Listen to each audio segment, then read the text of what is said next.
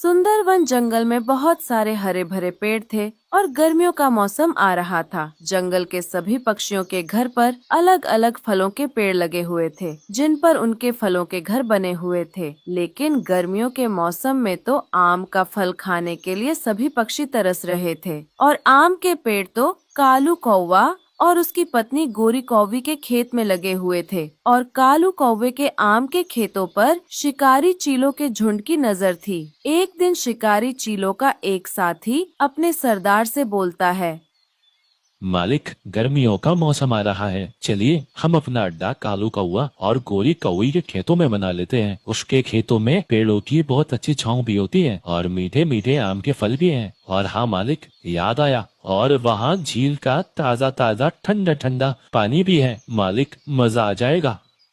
अपने साथी की बात सुनकर शिकारी चीलों का सरदार उससे कहता है, अरे बल्लू, तुमने तो बहुत काम की बात कही है आज। ये बात सुनकर तो मुझे मजा आ गया। चलो, इस गर्मी के मौसम में हम अपना अड्डा कालू कौवे और गोरी कौवे के खेतों में ही बनाते हैं। फिर आम खाकर गर्मियों का मजा लेंगे। फिर सभी शिकारी पंछी कालू कौवे और गोरी कौवी के खेतों की तरफ उड़ जाते हैं। उन सब शिकारी पक्षियों को देखकर कालू कौवा और गोरी कौवी डर जाते हैं। तभी शिकारी पक्षियों का सरदार कालू कौवे से कहता है, ये कालू कौवे के बच्चे, कान खोलकर सुन ले। अगर तुझे अपनी और अपनी बीवी की जान प्यारी है तो ये आम का खेत अभी के अभी खाली कर दे, वरना तुम दोनों हमारा शिकार बन जाओगे। उस सरदार चील की बात सुनकर कालू कौवा डरते हुए उससे कहता है, लेकिन चील भाई, यह तो मेरा खेत है और मेरे खेतों में तो अभी आम पकने वाले हैं। मैंने अपने खेतों पर बहुत मेहनत की है। अगर मैं अपने खेत ही छोड़ दूंगा तो कहाँ जाऊंगा मैं, और हम क्या खाएंगे? हम पर रहम करिए। अगर तूने ये खेत और अपना आम का घर खाली नहीं किया तो हम तुझे भी मार कर खा जाएंगे। तू ऐसा समझ ले कि हम तेरे आम के खेतों के बदले तेरी जान बख्श रहे हैं। तेरे लिए इतना ही काफी है। मेरे पास ज्यादा समय नहीं है बर्बाद करने के लिए, इसलिए चुपचाप अभी के अभी यहाँ से निकल जा तू। बेचारा कालू कौवा अपनी पत्नी के साथ डरकर वहाँ से चला जाता है। तभी उसे रास्ते में लाडो चिड़िया मिलती है। वो कालू कौवे को परेशान देखकर उससे बोलती है, अरे कालू भाई, कहाँ चले? आपको तो आपके आम के खेतों में होना चाहिए और आप यहाँ जंगल में घूम रहे हैं। उदास मुंह लेकर कालू कौवा अपनी सारी आप बीती लाडो चिड़िया को सुनाता है। क्या बताऊं लाडो चिड़िया, मेरे खेतों पर तो शिकारी पंछियों ने कब्जा कर लिया है और वो तो मुझे भी जान से मारने की धमकी दे रहे थे। लेकिन मैं अपने खेत छोड़कर वहाँ से आ गया, इसलिए बच गया, नहीं तो उनका शिकार बन जाता। क्या? लेकिन कालू भैया, ये तो बहुत गलत हुआ आपके साथ। वो शिकारी पंछी ऐसा कैसे कर सकते हैं? ये तो सारे आम गुंडागर्दी कर रहे हैं।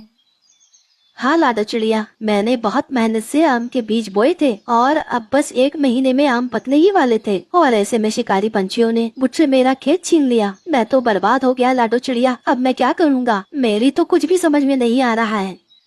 आप चिंता न करें कालू भाई, मैं आपकी मदद करूँगी।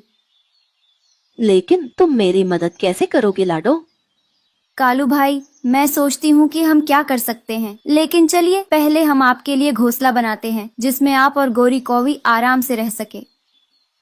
हाँ लाडो, उन शिकारी पंछियों ने मेरे खेतों के साथ साथ मेरा घर भी हड़प लिया और अब उन्होंने मेरे खेतों को ही अपना अड्डा बना लिया है। अच्छा, इसका मतलब अब शिकारी पंछियों का इलाका खाली हो चुका है ना कालू भाई? हाँ लाडो, मुझे भी ऐसा ही लगता है। तो देर किस बात की, चलिए कालू भाई, हम उन्हीं के घोंसले में रहेंगे। हाँ लाडो, ये भी ठीक है, हम उन्हीं के घोंसले में रहेंगे। फिर लाडो चिड़िया कालू कौवे के साथ शिकारी पंछियों के इलाके में चली जाती है और दोनों एक खाली घोंसला देखकर उसमें रहने लगते हैं। लाडो चिड़िया, अभी तो मुझे बहुत तेज भूख लगी है। इनके इलाके में तो कुछ भी नहीं है हमारे लिए खाने के लिए। कालू भाई, हमें रहने के लिए एक घर तो मिल गया। अब शाम होने से पहले हमें यहाँ खाना ढूंढना होगा। कालू भाई, चलो हम झील के पास जाकर देखते हैं कि हमें कुछ खाने को मिलता है या नहीं। फिर लाडो चिड़िया, कालू और गोरी कौवी बाहर चले जाते हैं। लाडो, हमें तो यहाँ खाने के लिए कुछ भी नहीं मिल रहा है। तभी उन्हें किसी के करहाने की आवाज सुनाई देती है। बचाओ बचाओ, क्या कोई है यहाँ पर? मुझे बचाओ। अरे ये आवाज कहाँ से आ रही है? मैं यहाँ हूँ। ये जो तुम्हारे सामने सूखा पेड़ है, मैं ही तुमसे बात कर रहा हूँ। फिर लाडो चिड़िया और कालू कौवा दोनों सूखे पेड़ के पास जाते हैं। अरे पेड़ भाई, आप तो पूरी तरह से सूख चुके हो, अब हम आपको कैसे बचाए? लाडो, मेरे पास एक दवा है जो मैं अपने खेतों में इस्तेमाल करता हूँ। उस दवा से इस पेड़ में कुछ ही दिनों में हरे भरे पत्ते आ जाएंगे। पेड़ भाई, आप बिल्कुल भी चिंता मत करिए, हम आपको बचा देंगे। उसके बाद कालू कौवा और लाडो चिड़िया रोज उस पेड़ की जड़ों में दवा मिलाकर पानी डालते हैं और कुछ ही दिनों में वो पेड़ हरा भरा हो जाता है और फिर उस पर बहुत सारे आम आ जाते हैं। अरे ये तो आम का पेड़ है। हाँ लाडो, मैं एक जादुई आम का पेड़ हूँ, लेकिन मेरे आम सिर्फ नेक दिल पक्षियों को ही दिखाई देते हैं और मेरे आम तुम दोनों साल भर तोड़ सकते हो और इन्हें बेचकर पैसे भी कमा सकते हो। और ये आम भी कोई साधारण आम नहीं, ये आम बाजार में बहुत महंगे दामों पर बिकेंगे और मैं खुश होकर तुम दोनों को जादुई आम का घर भी देता हूँ जिसमें तुम आराम से रह सकते हो। ये कहकर जादुई पेड़ उन दोनों को आम का घर देता है। देखा कालू भाई, शिकारी पंछियों ने तो हमें इतना बड़ा खजाना दे दिया। अब हम आम का बिजनेस करेंगे और जंगल के गरीब पक्षियों को फ्री में आम देंगे। लेकिन लाडो, शिकारी पंछी जब इस इलाके में वापस आएंगे तो हम क्या करेंगे? अरे मेरे प्यारे दोस्तों, तुम बिल्कुल भी चिंता मत करो। मैं एक जादुई पेड़ हूँ, इसलिए तुम मुझे कहीं भी ले जा सकते हो। मेरे पास ऐसी शक्तियाँ हैं कि मैं जहाँ चाहे वहाँ जा सकता हूँ। तुमने मेरी जान बचाई है, इसलिए अब से मैं तुम्हारा दोस्त हूँ और तुम्हारे साथ ही रहूँगा। फिर लाडो, कालू जादुई पेड़ के साथ खुशी खुशी जादुई आम के घर में रहते हैं।